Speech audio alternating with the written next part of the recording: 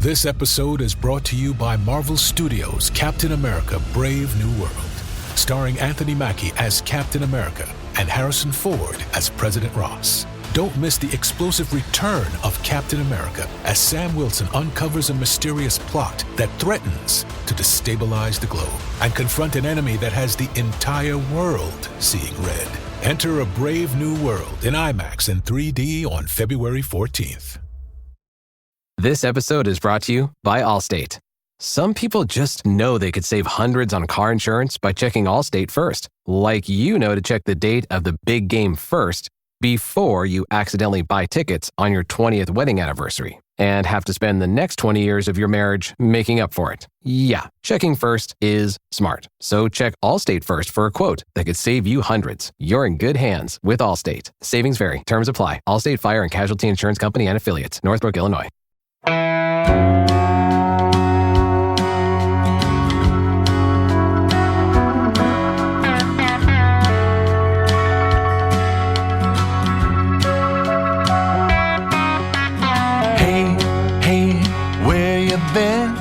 Buckeye Talk is about to begin.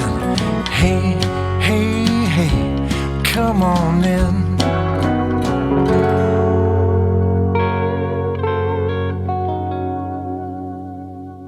Welcome back to Buckeye Talk. I am Stephen Means.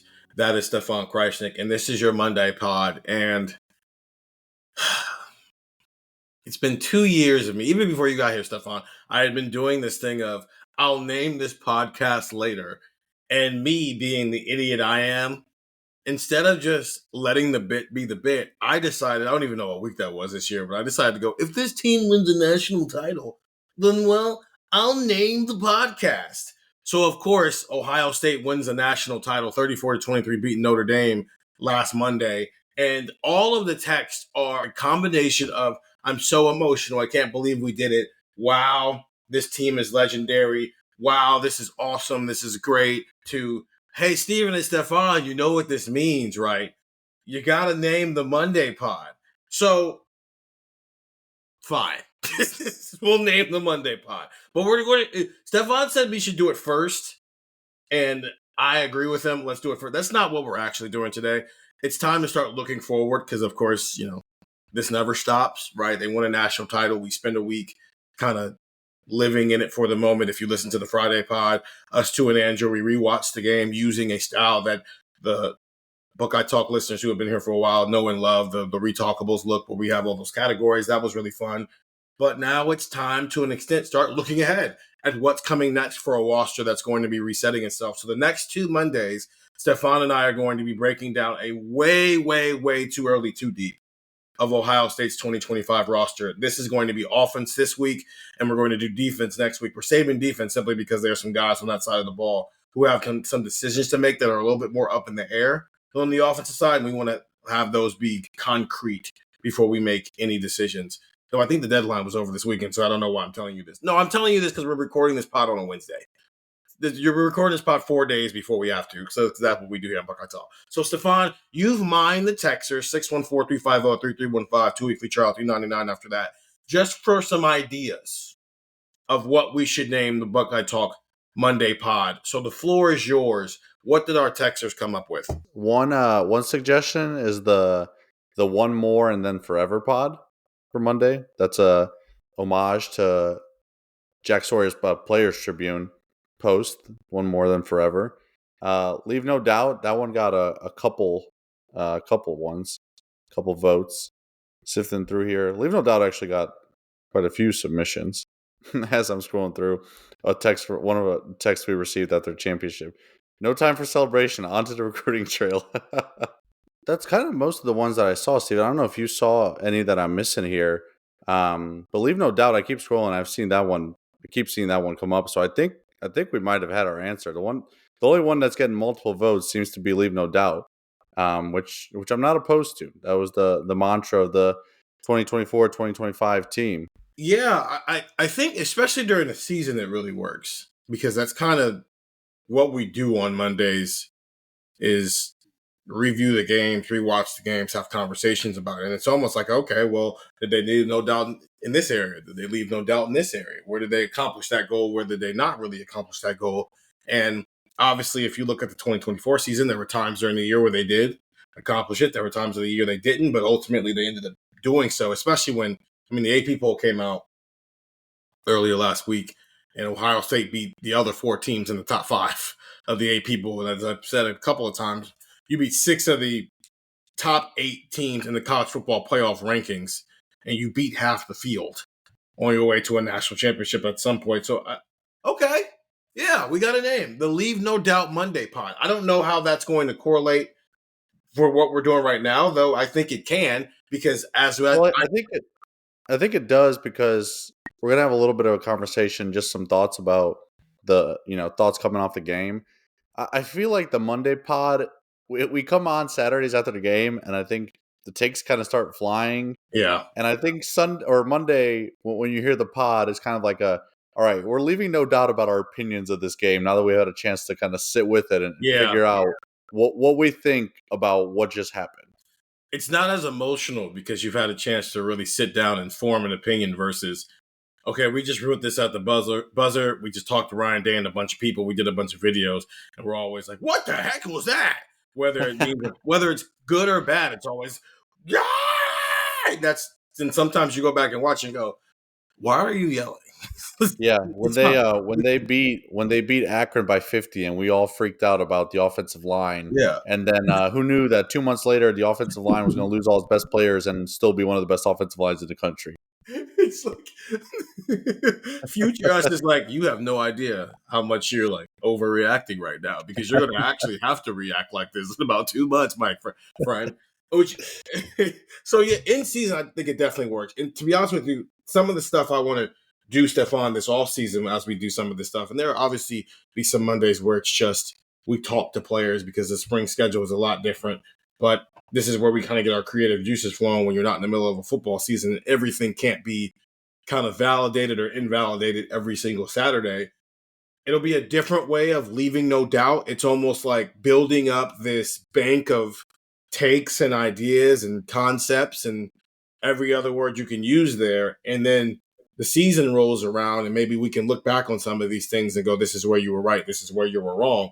And it can start with what we're doing today, and that's projecting the 2 deep, because again, we're going to do this a few times between now and when they take the field against Texas in August. And in fact, we're doing it now. Spring football is going to start in about a month and a half from now, if it's on the same schedule as usual. And we're going to walk in there and be like, oh, wait, JJ's playing in the slot. That was wrong from before. Or, oh, wait, Edric Houston is at free safety. That was wrong. Or, that's probably not going to happen. But you get what I'm saying. Oh, Max Clare is working with the 2s right now. So even if we think he's the starter on day 1 against Texas, we just learned where he is at in his getting accustomed to being at Ohio State, because he's not with the 1s right now. So let's get into it. I think there are Jeremiah Smith, Carnell Tate, and Luke Montgomery are the only people I have on this list who started in the national championship game who are returners, potentially returning starters. And I guess we can have a conversation about the offensive line. So maybe for sure, surefire, these guys have locked in their spots. Jeremiah Smith as the X receiver and Carnell Tate as a Z receiver, unless you have cooked up some idea in your head, Stefan, of maybe they do some interesting stuff with JJ. No, I think at least in terms of kind of where you slot them to start. Yeah. We've seen JJ, even this year move around, but I think that's his starting spot. That's where he's going to play the majority of his snaps. So I think Jeremiah and Carnell are pretty locked in, and I'd probably say that the next receiver we mentioned is, I think he's pretty locked into a starting spot. Okay, so I've got Brandon Ennis there, where he probably would have been the starter this year had Emeka gone pro. Yeah, and he showed some promise. The game against Penn State, even in the playoff, I actually thought he got decent playing time, a good amount of snaps. I was real impressed with the snaps that he got this season, and he's a guy who just locked in. Go back and watch the big play to Jeremiah. There's a shot where you can see Brandon is sprinting, like full sprint down the sideline because he knew what was coming. He's a guy who's really invested. I think has quietly maybe been one of the leaders, at least emotional leaders for this team behind the scenes. I think he's ready to step up and have a real big season. I think he's going to be a captain next year because you are losing a boatload of leadership. And I remember Mecca talking about they have these leadership committees that they do. They do them in the spring, they do them in the fall, in the summer, and then they do them in the fall. And Mecca was talking about how he was the youngest guy on the leadership committees and all that stuff. And when you're losing this many guys and you're looking for people, I don't think it'll be the block. I don't even want to think about that one right now because that's a ways off. But I think Brandon Ennis for sure is well on his way to being a captain because you're talking about emotional leaders, Stefan. I don't know if there's anybody else on this offense right now who I would apply that to, just given what they've done so far. 195 offensive snaps for Brandon Ennis this year, and he turned that into 14 catches for 176 yards and a crucial touchdown against Penn State. He had a big catch in the national championship game on, I think, one of the dirtiest routes I have ever seen. And then obviously JJ this year, he led the conference with receiving yards. He had 1,315 receiving yards, and he had a conference best 15 touchdowns. That's the second most ever by an Ohio State football player in a single season, passing Marvin Harrison Jr.'s 22 and 23 seasons, and right there behind Terry Glenn, who had 17 touchdown catches in a year, and he had 76 catches with all that. JJ. Carnell Tate, 52 catches, 733 yards, and 4 touchdowns. I think that goes up. I think Ohio State now lives in this world where as long as they've got 2 healthy receivers, they're going to have 2,000-yard receivers every single year. Emeka this year, 81 catches for 1,011 yards and 10 touchdowns. That's his second ever 1,000-yard season. He joined Marvin Harrison Jr. as the only players in Ohio State history with multiple 1,000-yard seasons. I think Jerry J is wide receiver 1, Carnell is wide receiver 2, Ennis is wide receiver 3, which, since we're talking wide receivers, let's wrap this group up. Here's where my next 3. I had Quincy Porter as the backup X as a true freshman in Ohio State's 2025 recruiting class. And I've got Mylan Graham at Z, former 5-star recruit who this year was more of a redshirt year for him. And then Bryson Rogers, if he chooses to stick around, which, I mean, he flirted with the portal a year ago, so I'm not going to completely rule that out. But right now, where things stand, those are my 3, right behind those first 3. Do you agree with that? But then also, when you're talking about snap distribution, do you think there's a heavy gap between those top 3 guys and where this next 3 guys are in terms of how many snaps they're going to play? Or could we see somebody have the Brandon Ennis role where he plays almost 200 snaps as the wide receiver 4? It wouldn't surprise me if Bryson Rogers got a decent amount of playing time next year. We saw him in a few situations this year come up with some plays. I think it was against Iowa. He had a big catch early in that game, if I'm not mistaken. So we've seen him, have a decent enough role to make me think that he could, rotate quite a bit there. Mylan Graham as well. I would put Bryson. I would lean Bryson to get more snaps right now simply because of what we've seen, right? I think we've seen a little bit more of Bryson, but it would not surprise me if Mylan made that jump as well and got himself a decent amount of playing time. So I don't think the gap is going to be that big. I think right now when you look at it, your top 3 are much more proven than the guys after that, right? Like Brandon Ennis, we don't have many questions just because we did see him a ton this year, and then obviously Carnell and Jeremiah are what we know they are. But I don't think it's going to be that big of a gap. I think some of these guys, specifically Bryson and Mylan, are ready to kind of make a jump, and I wouldn't be surprised if we're in mid-October next year and we're like, wow, those guys really made progress from 2024 seasons to 2025. Miller, who you mentioned, he is Quincy Porter and then Bob Miller. Porter is the top 100 recruit. I think he was rated as the number 53 player, number 9 wide receiver out of New Jersey. And then, as you just mentioned, Bob Miller, number 293, number 10 wide receiver out of Ohio. Yeah, he's not the type of guy that's going to come in day one. But we saw him in Atlanta, I believe. Yeah, he is I mean, he's got the size. Like you see him walking, you're like, man, Yeah. like you see the potential there. That's a guy that like I'm just mentioning his name now so that in like 3 years someone can clip this and be like, hey, remember when Stefan mentioned him like 2 days after the national championship game? Um, yeah, he looks like a dude who could be a problem. So I just wanted to mention that. But yeah, I would say Bryson and Milan are two guys I lean with. You agree with that? So I think I'm going to bring up 2021 a lot over the next 9 months when talking about what I think this 2025 season might look like, because there's a lot of similarities. CJ Stroud hadn't thrown a pass, highly rated kid out of California, takes over for a team who was super young, even though they had two studs at wide receiver, and they had to play a pretty tough game early in the year. Now, that year, CJ Stroud started his season on the road on a Thursday night against a very veteran Minnesota team. And then his first home game as a starting quarterback was against an Oregon team who was top 10 in the country. He went 1-1 in those games, but it kind of set the tone for how people viewed him. And it didn't really allow him any room to get any better because he lost that game and obviously what he ended up turning into. And he changed everybody's opinion. But they threw the ball around a lot that year because you also had a young defense, which meant you were giving up some stuff, right? There were a couple more, okay, well, we got to score 40 to win these games. I don't think Ohio State's defense is going to be as bad as it was in 2021 because I think just their talent base is higher than it was in 2021. That year, there was a lot of dudes who were never going to play in the NFL starting for them. That is not true in 2025. There's just a lot of guys who are young and have not played yet, and so they're not as proven. But you could get to the Illinois game on October 11th and be like, okay, I see it. And by the time they get to the playoff, they're ready to get some things rocking.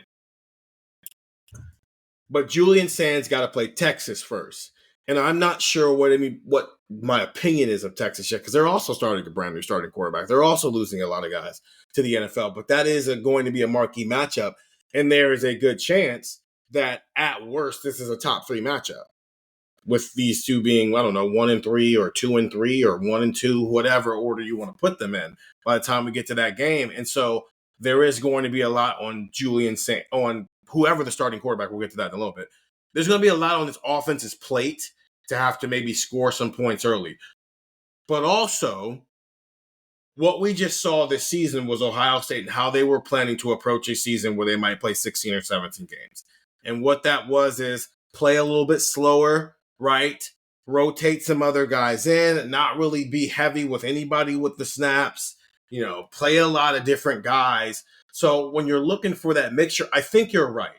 Bryson Rodgers, I just mentioned, Brandon has played 195 snaps this year. Bryson Rodgers only played 33 less snaps than him. He played 162 snaps this year, and he had 5 catches for 46 yards.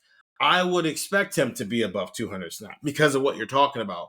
Because longer season, maybe the gap between Ennis and Rodgers on day one isn't as wide as Emeka Egbuka and Brandon. Or maybe it is. We don't know. This is technically Brandon Ennis' second spring here. So we don't know what he's going to turn into over the next 9 months.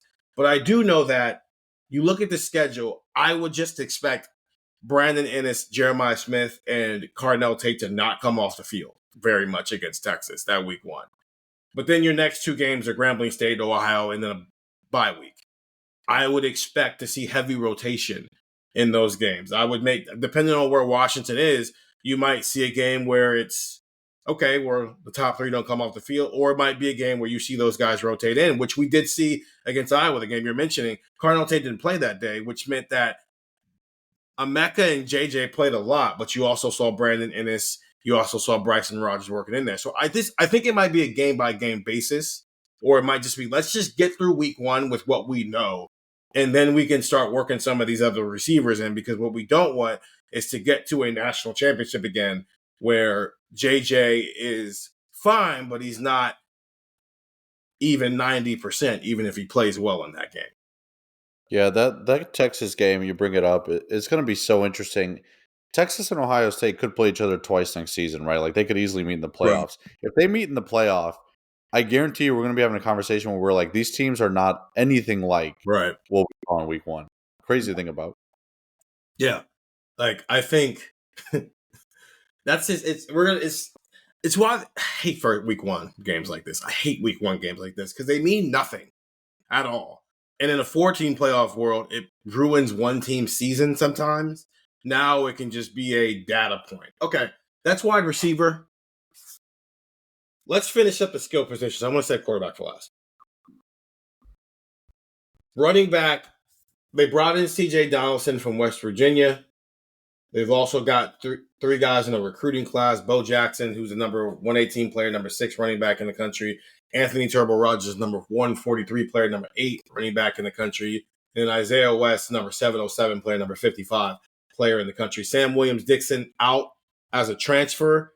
Quinshon Judkins and Travion Henderson out, one to graduation NFL, the other one strictly because of the NFL. And so I went James Peoples as my starter, CJ Donaldson as my number 2. I sent Stefan a third string as well, just because that's who I am as a person. I'm an overthinker. I put Bo Jackson as a number 3 guy, but I really more did a James Peoples and CJ Donaldson are just their new Travion Henderson and Quinshon Judkins in terms of how they might use them next year, where Quinshon Judkins had, I don't even think he had 194 carries this year. Travion Henderson had 144 carries. I would expect a similar balance with Peoples and Donaldson, where neither one of them is over 200 carries next year. Yeah, no doubt. For the most part, the 2-string/3 string that you sent me, I don't have many disagreements. This is one where I think you're definitely spot on. We see how this team wants to approach, like you were saying with the receivers, the snap counts and things of that nature, carries in this situation. I think we're going to see, I think that's the formula for playing 16, 17 games.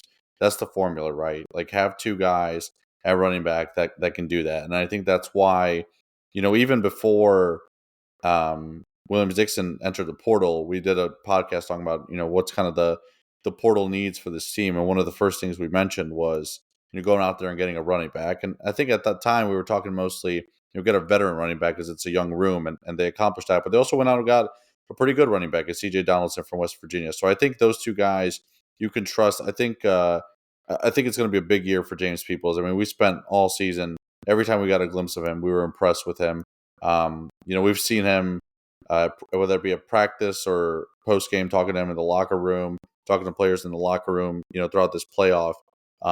He's got the size. Like he's benefited from being in a college weight room this year, and he looks the part, of a guy who's going to have a really big season.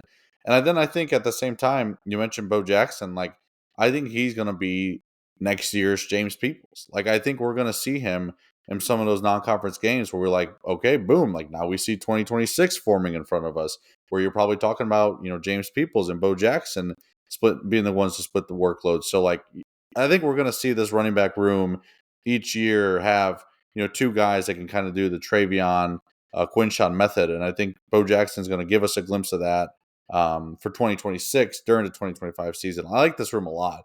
I like the CJ Donaldson pickup a lot. I like James Peoples a lot. Lachlan has showed you throughout his various stops that he's a really good running backs coach. If he goes out and gets a guy like CJ Donaldson, I trust that he's going to be a pretty good player. So the running back room, for as new as the names kind of are, like James Peoples, it's not a new name, but in terms of snaps and plays, like we haven't seen him a ton. So those are 3 new guys for the most part, 3 guys that haven't had a huge role for this team. And I still look at that room and I say, that room is fine. Like that room is good. I don't have a lot of questions unless, obviously you knock on wood, anything happens. Like I don't have a lot of questions about this running back room for 2025. So I'm starting to form my list of people I might drive the bus for in 2025, and Peoples is high on my list. I am sold on James Peoples. And I was talking with him after the Rose Bowl just about his first year, and he signed up this year to sit and learn behind Travion Henderson. And then obviously Quinshon Judkins became part of that mixture. He'd already signed by the time they had landed Quinshon in the port. But he came here and understanding that his first year was about learning. He wasn't going to be thrown into the fire right away. And he ends up playing 94 snaps this season, has 49 carries for 197 yards and 2 touchdowns. I think his first career carry was a touchdown as well. First of all, the 94 carries, I feel like that's a little bit of a mismanagement. 94 carries in 8 games. I feel like you could have kept him at 4, but it's fine. I'm not here to nitpick the national championship winners. I'm just not going to do that right now. That's not the world we're going to live in. We can check back in like November and maybe nitpick, but that's not what we're doing right now. But I am in on James Peoples is ready to get the ball 150 times and have 950 to 1,100 yards. I'm all in on that idea. I'm all in on him being a threat in the passing game, the same way we saw Quinshon and Travion be a threat in the passing game this year. In terms of Donaldson, you want to know what's hilarious? He signed with West Virginia as a tight end. He was a number 931 player and a number 52 tight end in the 2022 recruiting class out of Miami, Florida, at 6'2", 215 pounds. He is clearly a lot bigger than that now. In his career, 421 total carries for 2,058 yards. It's 4.9 yards per carry, 30 touchdowns. He also has 32 catches for 190 yards and a touchdown. I think he's here for 2nd and goal and 3rd and 1. I think Peoples is their guy. I think it's almost going to be the opposite of what we saw this year, where Quinshon essentially turned into the workhorse running back, which is why he has 50 more carries than Travion Henderson. He was a guy where if someone was going to get 20 carries in a game, it was going to be Quinshon, while Travion Henderson was the explosive back, which hence the 75-yard screen pass, right? A lot of the explosive plays for him. We were joking during the national championship game on Quinshon Judkins' long run. Travion Henderson would have scored just because he's faster than Quinshon Judkins. It's not a knock on him. Quinshon Judkins does some things better than Travion. I think he reads it better, which is, I think it was the Texas game, his first touchdown. The way he maneuvered through that, I think has helped Travion, because it's helped him up that game as well. I think we see that flipped this year. I think the Travion Henderson in the pairing gets more. He's going to be the guy who gets more carries. If somebody has 194 carries, I think it's going to be James Peoples.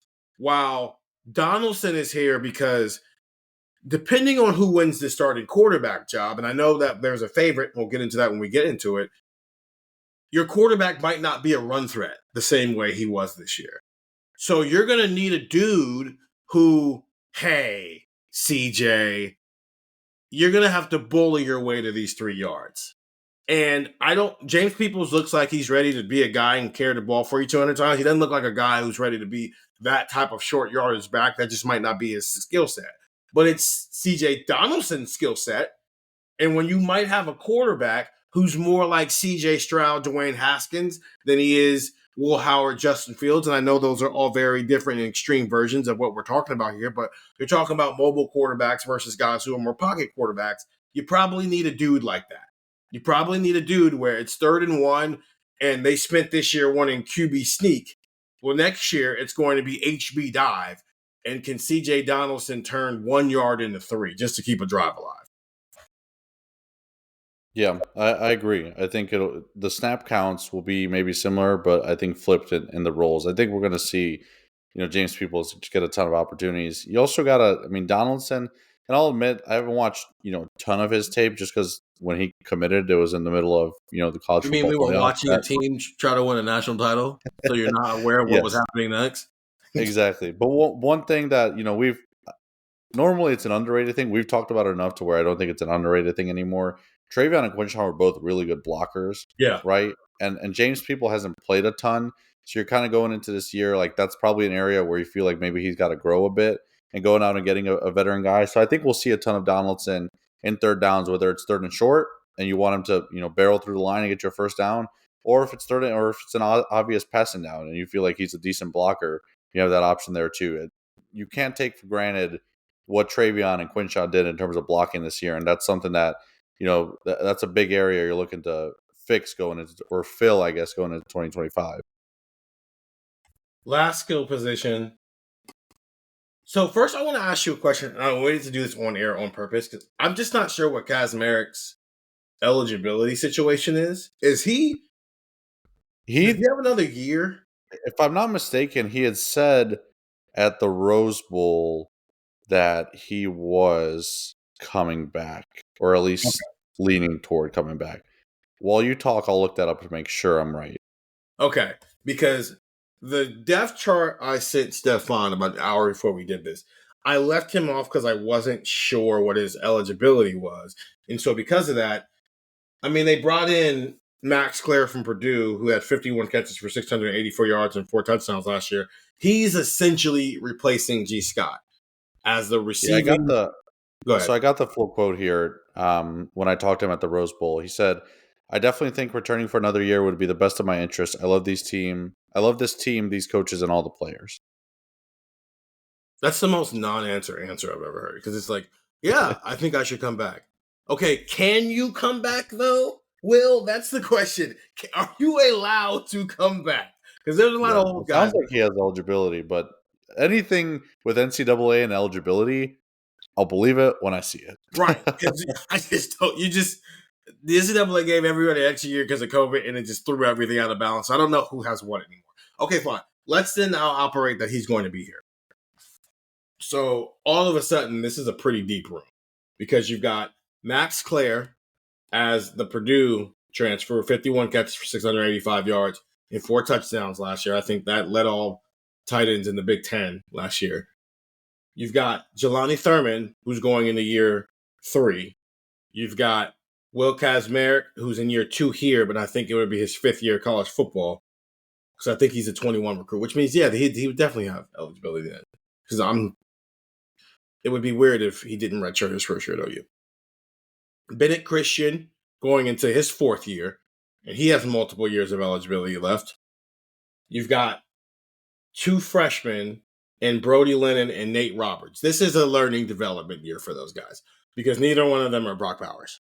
So they're not, and tight end is a developmental position. So they're going to play 45 to 60 snaps in 4 games, and that's going to be it. And I'm prepared to be wrong because, listen, Nate Roberts especially is a highly rated guy, and so who knows? He comes in here and he looks awesome. Speaking of which, I meant to say this about Bo Jackson because when you brought up the Bo Jackson James Peoples pairing for 2026, the early enrollees have been around for most of the second part of this playoff run, so they were out at the Rose Bowl, they were at the Cotton Bowl, and they were at the national championship game. Bo Jackson is a large running back.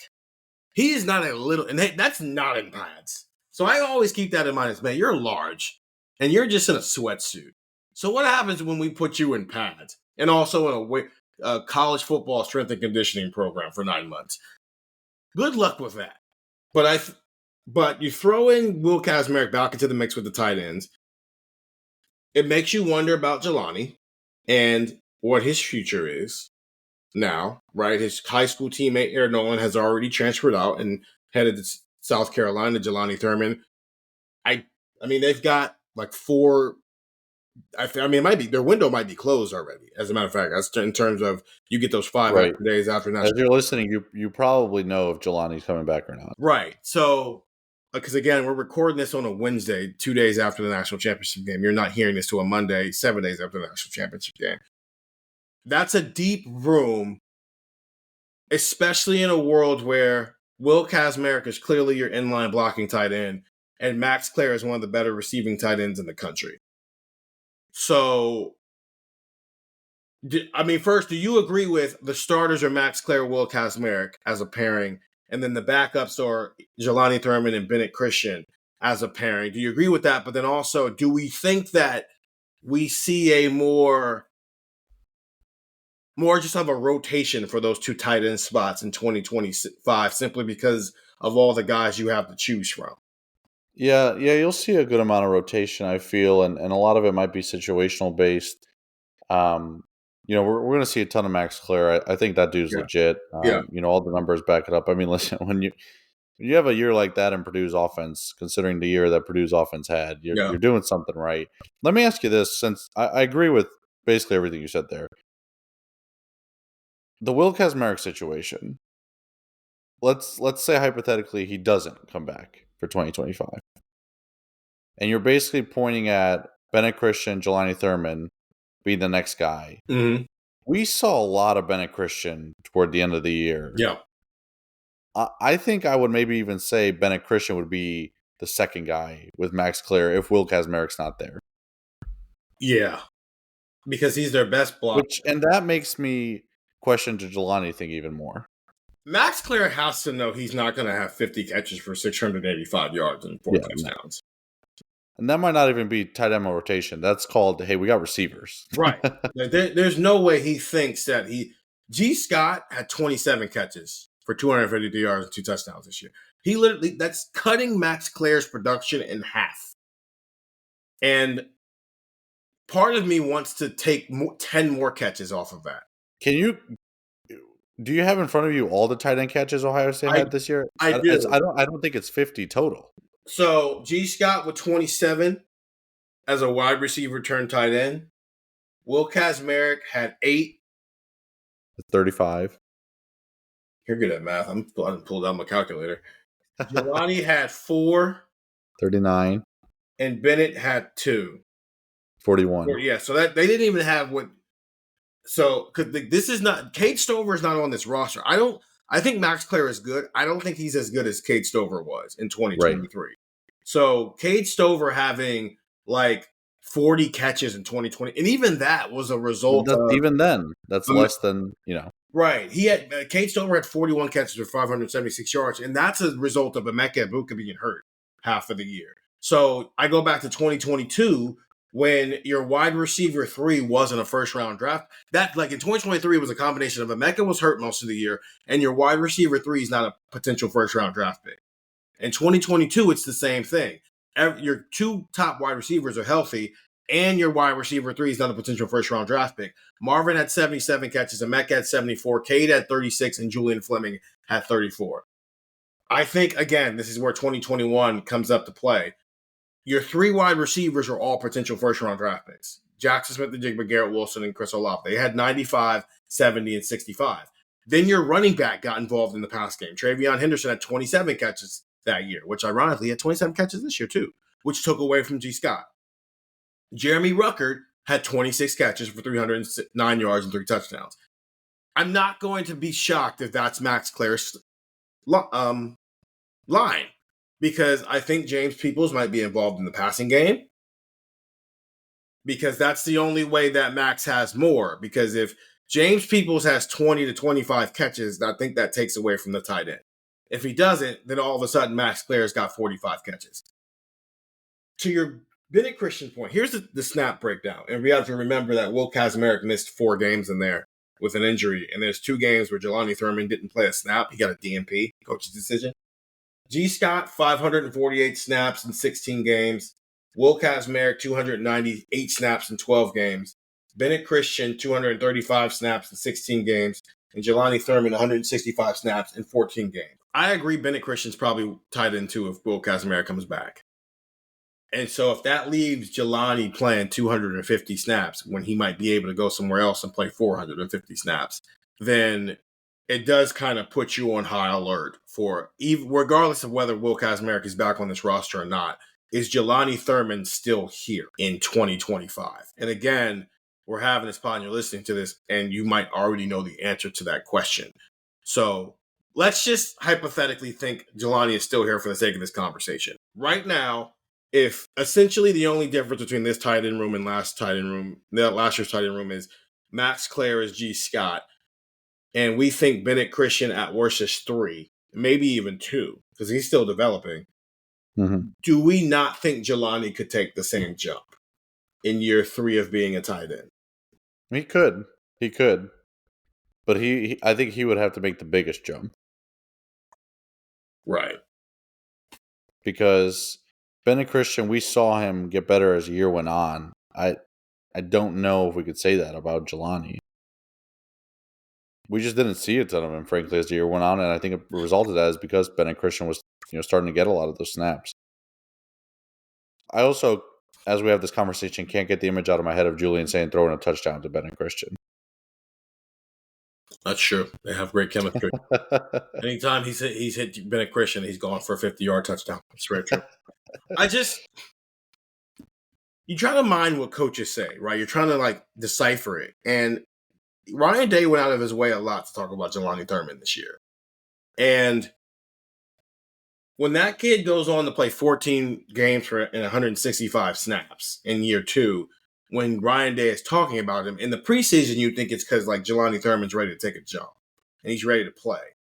Now that you've seen how this has played out, it is more of a maybe he was using us to send a message to Jelani Thurman of, hey, we still believe in you. One, just morale, keeping that kid's head up, but also trying to get him to like hear him.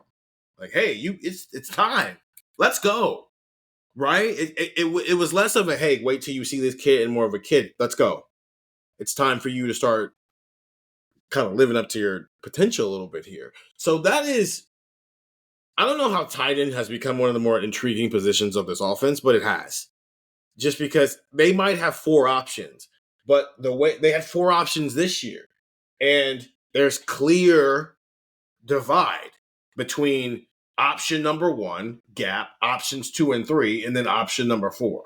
Yeah, it's an interesting room because they're also all kind of versatile in their own way, right? Yeah. And it's like who fits where. It's an interesting group. It's an interesting group that it's going to be interesting to see how they shake up, how they kind of mesh, who's used in which situations. Yeah. Because I think you can get kind of creative with how you use them. They've got 4 tight ends, potentially 5 wide receivers, and 2 running backs. Good luck, Chip Kelly and Ryan Day. Let's take a break, and then we'll get into the offensive line, where I think it's set, but I'm not all the way sure if it's set. I think there's some questions that need to be answered, and the problem is they're not going to get answered to fall camp, which is why this is a way too early projection, and we'll get into that more when we come back from the break here on Buckeye Talk. You know what's smart? Enjoying a fresh gourmet meal at home that you didn't have to cook. Meet Factor, your loophole in the laws of mealtime. Chef-crafted meals delivered with a tap, ready in just 2 minutes. You know what's even smarter? Treating yourself without cheating your goals. Factor is dietitian approved, chef prepared, and you plated. Pretty smart, huh? Refresh your routine and eat smart with Factor. Learn more at factormeals.com. Get the text 614-350-3315, 2-week free trial, $3.99 after that. Stephen Means, Stefan Krajisnik. We are doing a way too early prediction of Ohio State's 2025. Too deep. This is the offensive side. We'll do the defensive side next week. So far, from a starter standpoint, we have gone with Jeremiah Smith and Carnell Tate as Ohio State's outside receivers, James Peoples as the starting running back, Brandon Ennis as the starting slot receiver, and Max Clare, the Purdue transfer, as the starting tight end. And now it's time for the most important and most fun position of the night, the offensive line, where I think the tackles are set. I think the interior, there's options, mainly because of how many injuries they had this year might have created options earlier than maybe they were anticipating because of that. So let's start with tackle. Ethan Onyawa, the Rice transfer, is probably going to be their starting left tackle. I put Ian Moore in year 2 as the backup left tackle. And then at right tackle, I went with Phillip Daniels, the Minnesota transfer. He played right tackle last year at Minnesota, especially at late down the season. And then I have true freshman Carter Lowe as a backup right tackle. I don't think it's insane to feel like a top 100 recruit on the offensive line, a place where we've seen that at Ohio State. Top 100 recruit on the offensive line in year 1 finds his way in the 2 deep, especially if he early enrolls. Even if he doesn't, Donovan Jackson and Harry Miller didn't early enroll and they found themselves in the 2 deep. It doesn't mean he's going to play. It just means that I don't think it's unrealistic to think he's in the 2 deep. That's what I went with. Do you agree? Or am I putting too much on Carter Lowe's plate, and does Ohio State have to get out of the spring and go, we need to go find a 4th tackle? No, I think you're right. I mean, maybe you go out and get a tackle simply for depth, right? Just you can never have too many bodies on the offensive line, as we learned the hard way this year. But I think Carter Lowe's got a chance to be the backup the Ian Moore conversation is interesting. I think the starters you have, remind me how to pronounce Ethan's last name. Owen Yawa. Owen Yawa. I Okay, think I'm with pretty Owen sure. Yawa. I keep hearing it, and I keep hearing it essentially pronounced the exact way it's spelled. Okay, that helps. That helps Yeah. a ton. Owen Yawa and Daniels, I think, are your starters. But I'm interested in Ian Moore. I think he can push for that starting left tackle spot. I think if he makes the jump this offseason, I think he's got a chance. Like, I don't think Ohio State's the type of program where you go out and get someone in the portal and you kind of feel obligated to start them. Yeah. Like, there's a lot of teams that I think have to do that just because the following year when you go out to get another transfer, you have to prove to them that they can come in and start. Like, I think Ohio State's a program that gets enough talent from the high school ranks where they can just, they don't have to beg and plea with transfers and say, oh, look what we did with that guy last year. Like, I think Ian Moore has a chance to make a jump because we heard a ton about him this year, even though he didn't play a whole lot. And they went out and they get 2 transfers at tackle, but George Fitzpatrick leaves. So I think that tells you that Ian Moore has got a good chance to be in this mix here. Ian Moore is definitely kind of the third tackle in the room right now as we record, in late January. So I think he's got a chance to push for a starting spot. I think I would point to left tackle, maybe being the more likely option for him. But I'm interested to see what his spring looks like and what his fall camp looks like because I have high hopes for that guy. I think he's going to be pretty good. He was the number 168 player and number 5 interior offensive lineman in the 2024 recruiting class, though everybody expected him to be a tackle at Ohio State, which is why it's a little weird that 247 had him classified as a guard. Everybody had him classified as a guard, which, again, that's a little weird given the fact that it's very obvious that teams were recruiting him as a tackle. 31 snaps this year in 4 games. Obviously, he was going to redshirt this year. Yeah, I think there's a best case scenario that Ohio State comes out of the spring thinking that they have 3 guys for 2 spots. And, I mean, that's a better place than they were in last year when, they're playing their left guard at left tackle in a national championship game. So that's already a plus right there. Justin Fry has – I was right in what I wrote during the season that the development and the recruitment of the position has not been great. You are also correct to say that given the hand he was dealt late in the season, he maximized the opportunity and quite frankly probably made Donovan Jackson a lot of money. And Donovan Jackson was already going to get a lot of money. No player has raised their draft stock higher than Donovan Jackson has over the past 2 months. And that I spent my flight thinking, who was the best left tackle for Ohio State this season? Yeah. Because Josh Simmons is very good. And he's probably going to be a first-round draft pick. Right.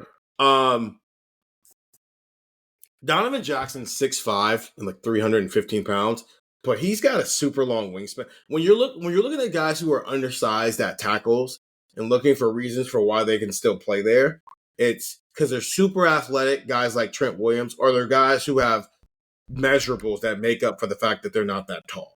And Donovan Jackson has those measurables, and I'm seeing a lot of draft guys go, hey, man, this guy, and he's got position flexibility now. Because you can play him at guard or tackle. I've been thinking, did Ohio State actually need to go get Josh Simmons, or could Donovan Jackson have just replaced Paris Johnson as their tackle and they'd have been fine? They needed to go get go get Josh Simmons. But it's just the fact that Donovan Jackson played well enough that you can contemplate that, Stefan. That's a credit to Donovan Jackson and his athleticism and his development. But you also have to credit the guy who's been in charge of that for his entire career, and that's Justin Fry. Kudos to you. Now it's Ian Moore. That's why I'm thinking about Ian Moore. And I think that's why you're thinking about Ian Moore too. Because if he could spend 2 months turning Donovan Jackson into a left tackle, what can he do with 2 years of Ian Moore? And now you're in a situation where you get to fall camp and he feels like, Ethan Owenyawa, Phillip Daniels, Ian Moore. I've got 3 guys. 2 of them are going to be the starters. One of them is going to be the swing guy. So if we run into the situation we ran into in 2024, no one's like holding their breath that things are going to get better. Things can just pick up where they've left off. All right, let's talk about the guards. So post-injury, you had Tegra Shambola as your starting right guard, Luke Montgomery as your starting left guard, and Austin Saravel as your swing guy. I don't think Tegra played great this year. I thought he was good until the competition got better. But also, I do think that the season kind of taxed him a little bit because this was his first time playing this many snaps, and it was a 16-game season.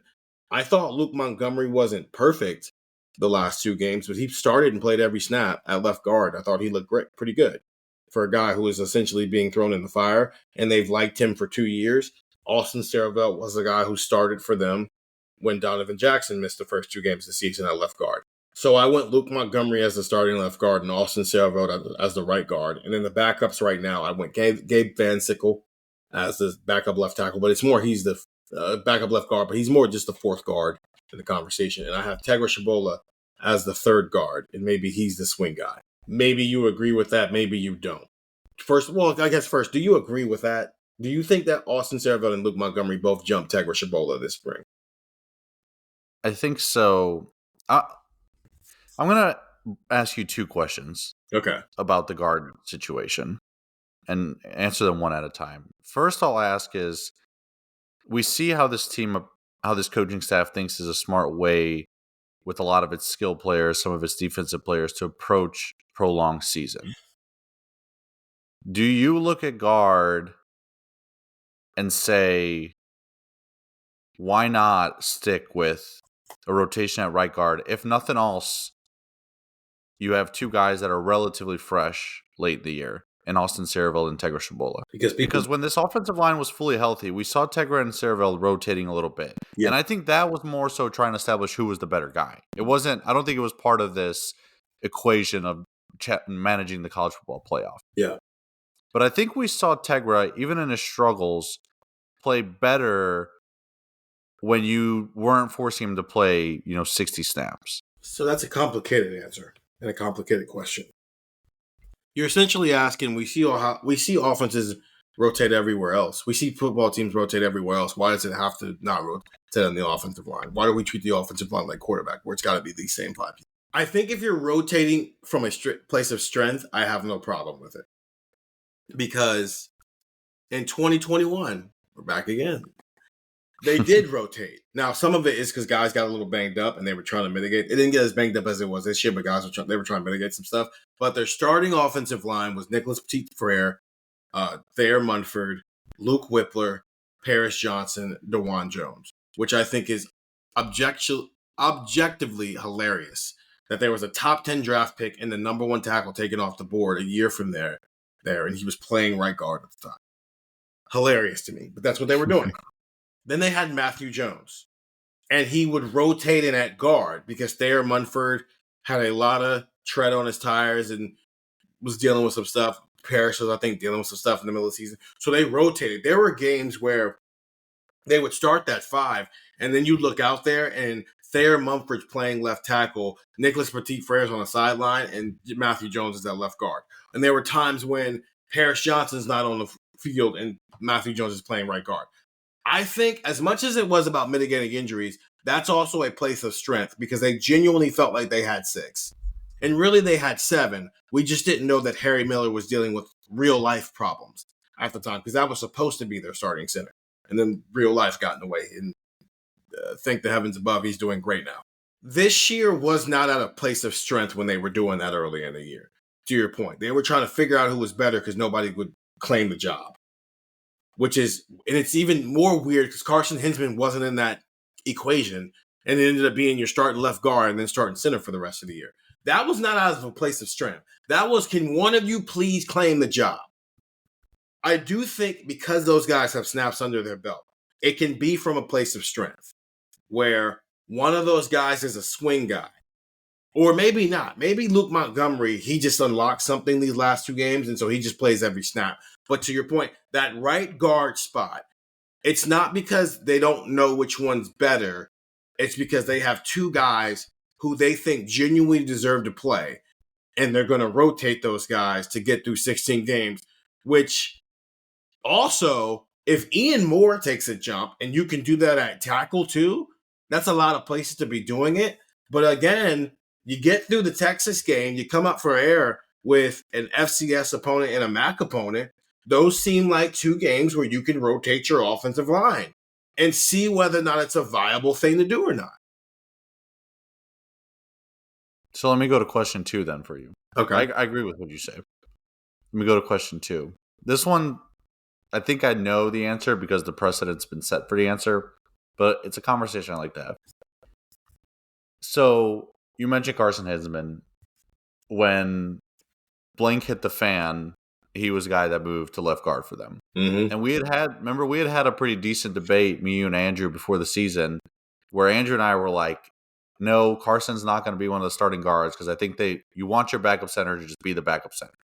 And we were right initially until Blank hit the fan. And I'm interested, do you think Carson Hinsman is one of the 2 best guards on this team in next season's roster? Yes. And we've heard a lot about Josh Padilla this year. Yes. If he makes the jump, do you start Padilla at center? And what's interesting, though, is Montgomery and Hinsman were both at left guard. So, are one of them ready to go to right guard? I think, yeah, probably, especially if you have a long season on this. I don't think that's too much of an issue. Yeah. The problem is, though, I think that precedent was set that Padilla, if he's your backup center and Hinsman is your center, like those 2 guys are going to stay at center. And you kind of figure out guard with what you got. But if you think Hinsman's one of your best guards and you think Padilla's ready to be the starting center, do you go that route? Yeah, I remember us having this conversation, and the reason why I disagreed with it is you got to play your best 5. Matthew, there's being the backup center on a piece of paper, and then there's being in the backup center when it's time to play your backup center. And to bring Matthew Jones back into this again, Matthew Jones was their starting right guard his last 2 years here. But if something happened to Luke Whippler, you know who was going to come in as the center? Matthew Jones. And you were going to move maybe like, I can't even remember. He's at Washington right now, and I can't remember his name. But you were going to move somebody in at right guard because you only have so many people you trust to play center for you, which is why it's so important in pregame warmups when you're seeing the centers and quarterbacks get together, see who's with who. And what we were seeing was, especially when Seth went down, Carson's the starter. He would be with Will Howard. It was Josh Padilla with Devin Brown, Luke Montgomery with Julian Sayin, and I think Toby Wilson was with Lincoln Kenols at the time. So, okay, let's take injuries out of it, right? Let's SEC this conversation and talk about a hypothetical of what it was in the spring and what it was in fall camp when everybody was healthy. Carson Hinsman was your backup center. Regardless of whether he was in a battle to be a starting guard or not, when it was quarterback center exchange time, which typically happens in practice while they're also doing special teams periods, because, I don't know, you're not putting your quarterbacks in special teams, so you got to do something with them. You would see Seth McLaughlin with Will Howard. You would see Carson Hinsman with Devin Brown and Josh Padilla with Julian Sayin. I thought about doing it, but then I chickened out and went the safe route with this. And in fact, I think we're going to do this again coming out of the spring, and I think I might do it, depending on what we see all spring. I might put Josh Padilla as the starting center and move Carson Hinsman to one of the guard spots. And here's one of the benefits of doing that. When Harry Miller went down and Luke Whippler is all of a sudden the starting center, part of the reasons I think it worked so well is because CJ and Luke were the same age. So they had spent the last year working together. as true freshmen. So they had already built some level of chemistry, which does matter. I know you're just putting your hand in somebody's bottom parts and getting a snap, but that's not easy. It's one Oh of yeah, those just things look in at football. go ask Jeff Saturday and Peyton Manning. Yeah, it's one of those things in football where it looks so simple that you forget that this is a complicated thing that they've repped millions of times, and that's why it looks so simple. But I mean, you mess that up. Jalen Hurts talks all the time about how hard it was to catch Jason Kelsey's snaps at Yeah, first. like all of it, the cadences. I mean, why did people not think Seth McLaughlin was a big pickup? One of which is on this pod, which is so hilarious because now him and Seth McLaughlin are best buddies because of the snapping issues. What were the snapping issues a result of? Cadence, not being on the same page. It wasn't just because Seth McLaughlin sucked. It was a two-man operation. And both of them had played their part in why it wasn't going well. So I am open to, there might just be a lot of guys on this team right now who take jumps, especially from that 2023 class who's going to be going into their third year. There might be some guys who take some jumps. I'm open to Josh Padilla taking a jump. I'm open to Luke Montgomery just used a semifinal and a national championship game where he played 60 plus snaps in both of those games as a way to jumpstart him to, we get to the end of next year, he's like, oh, I might be an NFL player right now. I'm open to that. I'm open to Austin Terrible taking a jump. I'm open to Tegra Shabola maybe even moving out the tackle. Everything I think is on the table.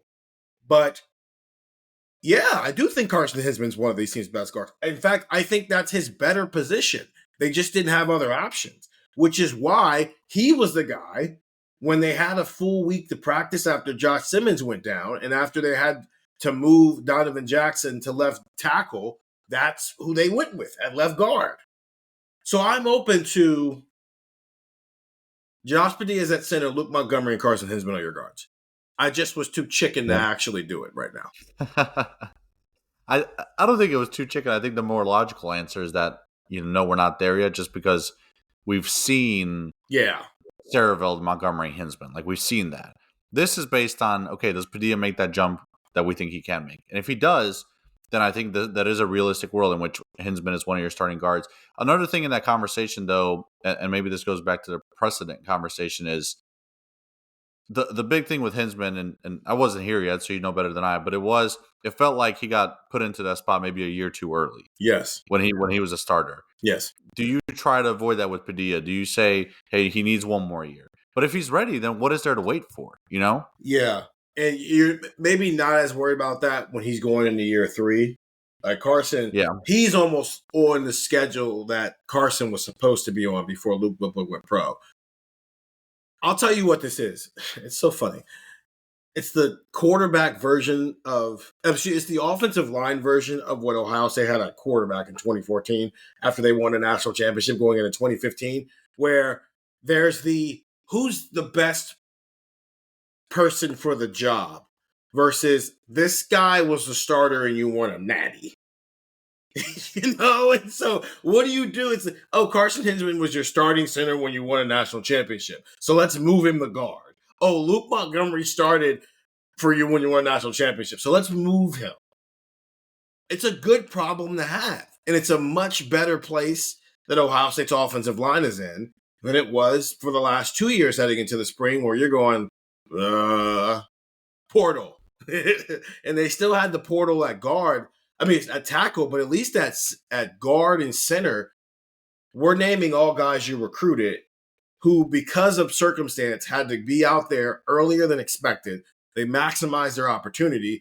And now it's going to be a fun battle in the spring and the fall camp to see who ends up being the starters. Now, I mean, we're talking about should you rotate these guys? And none of this sounds crazy. Yeah, I think what's interesting, too, is say what you will about, the talent that's been recruited and, everything that we've talked about with the offensive line. They are probably the most versatile offensive line collection of players in the country. Because you just mentioned Tegra potentially moving to tackle. We just talked about Donovan Jackson doing that this year. Ian Moore is a guy who was, guard moved to tackle. Like, we're talking about Carson and Padilla and Luke Montgomery and Sarahville and Tegra being able to play like various spots on the interior. Like, this is going to be an interesting thing because I think at some point, like you said, the phrase you use is you probably kind of just figure out your best 5. Mm-hmm.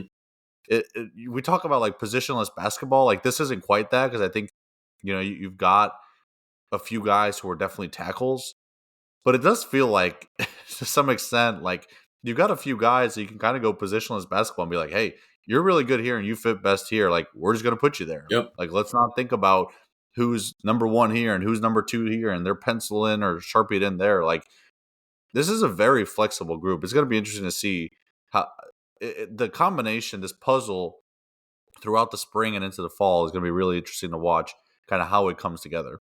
And it's just get through the Texas game and then spend the next 3 weeks come up for air, spend the next 3 weeks where it's Grambling State, Ohio, and then a bye, figuring out what's concrete. And then you got 4 more games, all Big Ten games.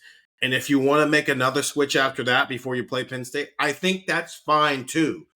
Their schedule is a little bit ideal. It has a top 5 matchup on August 30th that you're going to have to throw out when you get to December in terms of what it told us about these teams' chances of winning a national title. But yeah, spend 3 weeks experimenting with your offensive line. I don't think that's a bad thing. So that when you get into Big Ten play, you're fully aware of what you have to do. And again, we talked about this season, Stefan, the idea of there was like checkpoints on the schedule. I think it's kind of the same way this year. Texas early, Washington, Minnesota, Illinois, Wisconsin. I think at least one of those 4 teams will be a decent Big Ten team next year. Maybe it's Illinois. Yeah. So there's a checkpoint. You come out of the second bye. Penn State, that's going to be a checkpoint because Penn State, it's January. But I'm thinking about putting them number 1 in my preseason AP vote. It's January. I don't have to actually do that till July. So I have plenty of time to come up with every concept. But I do think Penn State, and we'll get into this later, I think Penn State's trying to do the Michigan-Ohio State thing right now, where they have all their veterans come back for another year for one last ride. Let's see if we can turn it into a championship. It worked for those 2. Let's see if it can work for them. But experiment with your offensive line. I'm open to that. So again, this is a way too early projection with Ethan Owenyawa, Luke Montgomery, Carson Hinzman, Austin Sarabelt, and Phillip Daniels as your starters with Ian Moore, Gabe Van Sickle, Josh Padilla, Tegro Shabola, and Carter Lowe behind that. But I think of the 10 guys I named, 8 of them, I think all have reasonable reasons for why, if we get to August 30th, they're the guy who takes the field. We're going to be like, okay, yeah, that makes sense. Cool. Good for you, Justin Fry. You figured it out. Let's take a last break. And then we'll get into what I think is a simple conversation, but I'm going to try to make it complicated because that's who I am here on Buckeye Talk. And we're back here on Buckeye Talk. Stephen Means, Stefan Krajisnik. This is your Leave No Doubt pod. Every Monday, leaving no doubt. Sometimes we're going to be literally answering the question of, did Ohio State leave no doubt or not? There's going to be weeks where we're going to be doing things like this, where we're projecting things and trying to figure out whether we're right or wrong, and we're going to find out the answers to those later down the road. But the whole point of the Leave No Doubt podcast, brought to you by Buckeye Talk, is it's always big picture. It's always with national championship, Big Ten championship, beating Michigan in mind. Everything is about that concept right there. So Ohio State's had 1 quarterback beat Michigan since Ryan Day became its head coach, and that's Justin Fields in 2019. Will Howard lost his only chance at Michigan 13-10. Kyle McCord lost his only shot at Michigan 30-24, or 23. It was one of those 2 scores. And then CJ Stroud lost his 2 chances against Michigan in pretty one-sided fashion. Whoever this quarterback is this year is going to have to go to Ann Arbor to try to do that. Right now, Will Howard's gone. He can't play college football anymore, unless the NCAA wants to get weird again. Devin Brown is now going to be in a battle with a guy his name is escaping me, but he was supposed to be at Oregon, but he essentially got to Oregon, transferred immediately, and now he's at Cal. He'll be in a battle with that guy to be California Golden Bears' next starting quarterback. So right now, and then Aaron Nolan transferred to South Carolina. So right now, Ohio State's quarterback room is a 3-man room. Julian Sayin, the former top quarterback in the 2024 recruiting class, Lincoln Keenholz, a former 4-star recruit in the 2023 recruiting class, and Tavian St. Clair, a 5-star quarterback in the 2025 recruiting class. Are we opening the door at all to Tavian St. Clair being the starter in year one? I just want to. I'm not saying. It's not a trick question. It's seriously a yes or no question. I don't. I think no. Okay. I don't think he's there yet. Okay. I just want us to say that on record because people are going to be asking about it. And if this quarterback who starts doesn't look great against Texas and they try to CJ Stroud him and not let him have the time to develop into the position, people are going to do to Tavian St. Clair what they did to Kyle McCord in 2021 and be like, hey, we should start this guy. And we're going to be like, no, he's not ready to be a starter. He's super talented, but not right now. So cool. He's the third string quarterback. The question is he going to be the fourth string quarterback because Ohio State brings in a veteran who knows he's not going to be the starter in the same vein as what we've seen in the past with some guys, just for the sake of having the room at 4, which I don't think is impossible coming out of the spring to do that. I think they should not do it. I'm glad they didn't do it right now, actually, because you've got 3 guys who have not played a lot of reps. Lincoln Keenholz played 8 snaps this year. Julian Sayin played 47 snaps this year as a true freshman. And then Lincoln, I think he played like 40 snaps last year, and that's because he had to come in for Devin Brown and play in the Cotton Bowl. And then Tavian St. Clair was in high school. That's a lot of guys who just don't have a lot of reps as college football players. I like the idea of Ryan Day and Chip Kelly looking at this spring and just going, we had 5 quarterbacks last year. So there's only but so many reps to go around. We have 3 right now. So we're just going to roll these guys all spring. It doesn't matter who's working with who. There's going to be a rep where you're with the 1s. There's going to be a rep where you're with the 2s. There might be a rep where you're with the 4s. It doesn't matter. We just want to get 1,000 reps a week with each of you and get you as comfortable as possible in this system, and we'll worry about a hierarchy when we start fall camp in August. Yeah. If they go out and get a veteran to be the third string, I wonder if game is a blowout, third quarterback comes in, it's Tavian. Oh crap, our first 2 quarterbacks went down. The guy that comes in is that veteran, right? Like what do you define as third string? I think might depend on the situation. But I would say that Tavian is the guy that would be the third quarterback to come in, late in the game, kind of just garbage time, because I think you want to get him reps if you can, over a veteran from the portal. But I think you keep that veteran from the portal as a pull in case of emergency because Tavian's not ready to start, in late November when things are all going poorly and you have to go to your third quarterback. So, but I think right now Julian would be the heavy betting favorite to be the starter for this team. He was ahead of Lincoln on the depth chart this year, right? Like he was consistently the third quarterback that came into games. We didn't see a whole lot of Lincoln this year. He is a guy who clearly has made impressive strides from when he arrived at Alabama to when he transferred to Ohio State to where he is now. You give me a full off season of that guy working with Ryan Day and Chip Kelly as the favorite to be the starting quarterback, and I feel pretty confident about where he's going to be. Texas game is going to be a huge test. I know Texas's roster is changing a ton. I would bet heavy money that they're probably going to have a pretty good defense next year because it's Texas. And they always have a good defense.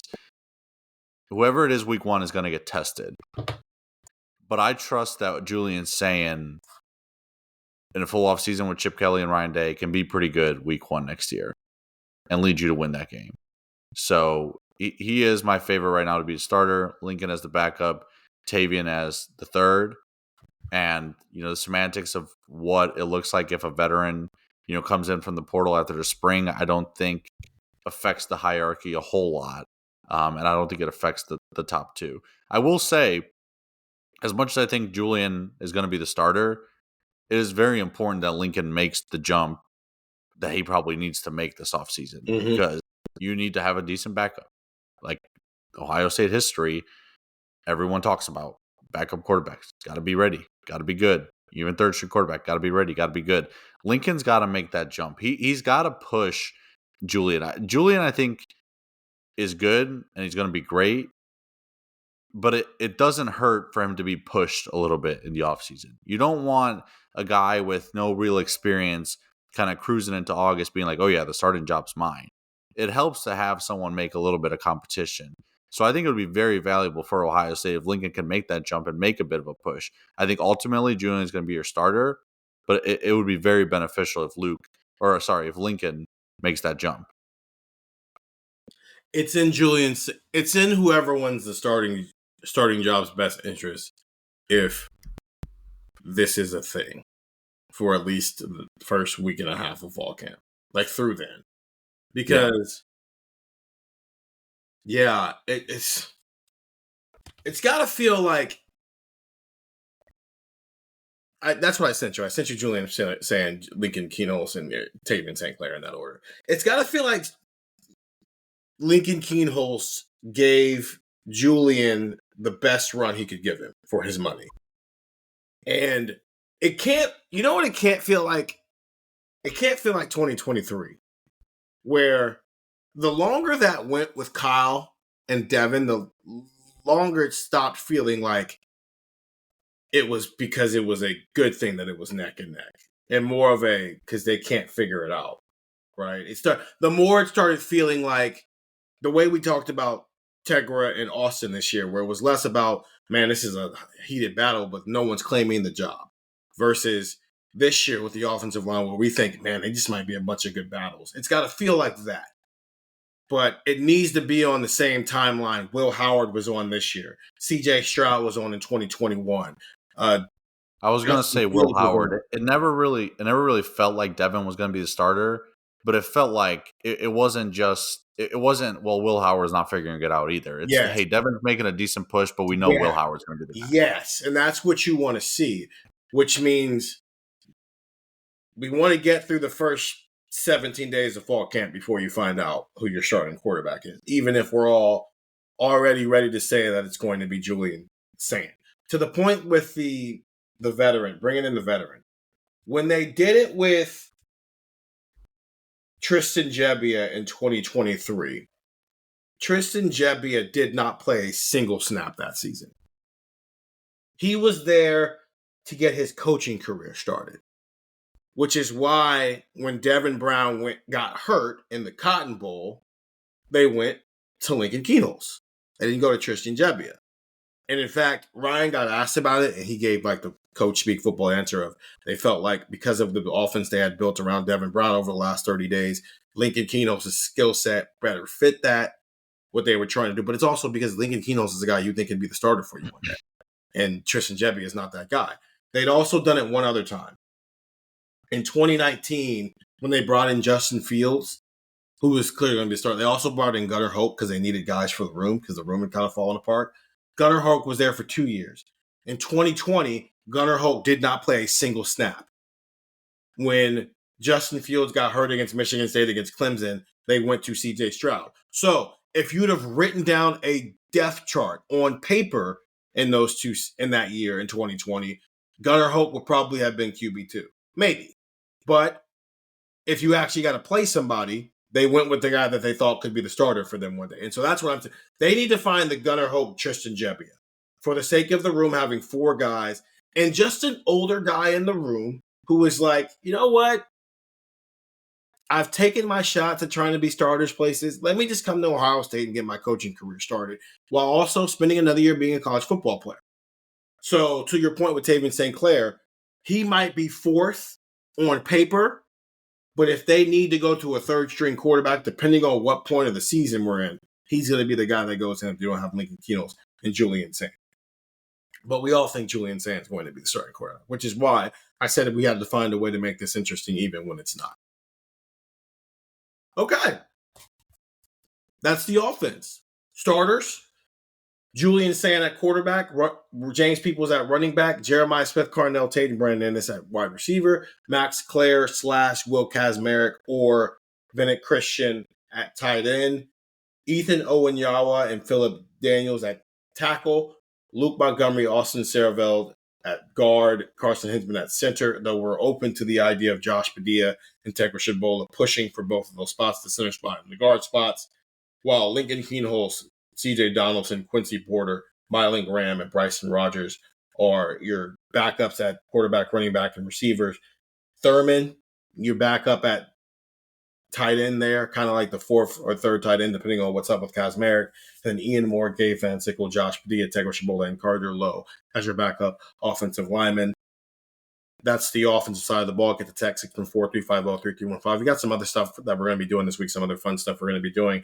And next Monday, for Leave No Doubt Pod, I think that one's probably going to be a little bit more of a conversation because it's a what do we think this defense is going to look like, not just in terms of personnel, but how they might structure some things when you're losing a lot of guys in a lot of key positions. So that'll be next Monday. In the meantime, for Stefan Krajisnik, I'm Stephen Means, and that was Buckeye Talk.